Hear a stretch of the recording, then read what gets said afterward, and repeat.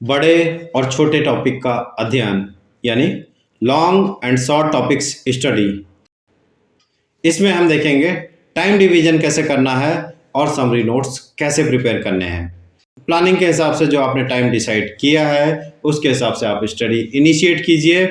Mind makeup कीजिए कि आपको टॉपिक में स्पेशल इंटरेस्ट है। कॉन्फिडेंस डेवलप कीजिए कि आप टॉपिक को स्वयं द्वारा निर्धारित समय में ही पूरा करेंगे।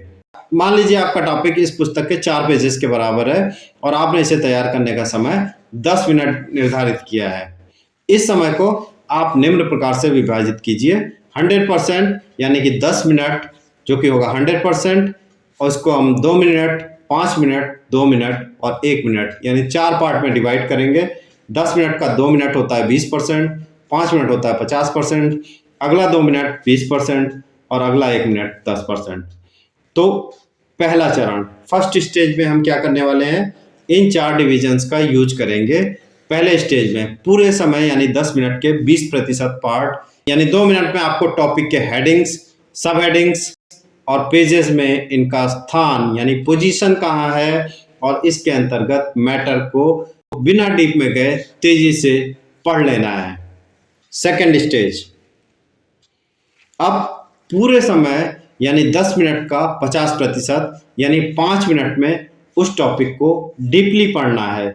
इस अध्ययन के दौरान आप ये सोच के पढ़िए कि जो आप पढ़ रहे हैं वो फ्यूचर में अगर आपको किसी जूनियर को पढ़ाना हुआ तो आप पढ़ा लेंगे। इस चरण में आप अपना ध्यान टॉपिक के इम्पोर्टेंट फैक्ट्स और उनके ऑर्डर्स पर फोकस कीजिए।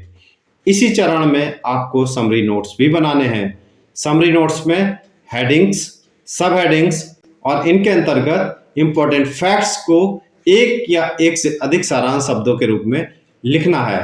सारांश नोट्स बहुत ही छोटे होने चाहिए और इसमें सभी महत्वपूर्ण तथ्यों को कम से कम शब्दों में लिखा जाना चाहिए। किसी विषय को कम से कम समय में पढ़ने और दोहराने के लिए समरी नोट्स बहुत इंपॉर्टेंट होते हैं। एक इम्पॉर्टेंट नोट, समरी नोट्स बनाने के लिए आप कोडिफिकेशन का यूज भी कर सकते हैं जो कि इस बुक में आगे के चैप्टर्स में दिया हुआ है। तृतीय चरण यानी थर्ड स्टेज, अब पूरे समय यानी कि 10 मिनट के 20% समय यानी कि 2 मिनट का उपयोग उस पूरे टॉपिक जो कि यहाँ पे 4 पेज है और साथ ही साथ सारांश नोट्स को दोहराने में भी करना है। उपरोक्त तीनों चरण को आप निम्न प्रकार से समझ सकते हैं। जब किसी आर्किटेक्ट या इंजीनियर को किसी चीज का क्रिएशन करना होता है तो पहले वो वस्तु की इमेजिनेशन करता है। ये स्टेज ऊपर बताई गई स्टडी के पहले स्टेज के सिमिलर है। इस स्टेज में आप पढ़ने वाले मैटर की एक धुंधली तस्वीर अपने ब्रेन में बना लेते हैं।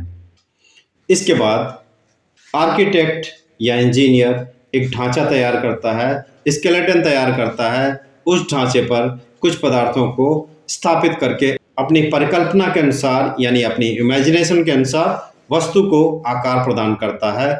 यह उपयुक्त द्वितीय चरण के समान है। इस चरण में आप पढ़ने वाले मैटर को लगभग स्पष्ट रूप में देखते हैं।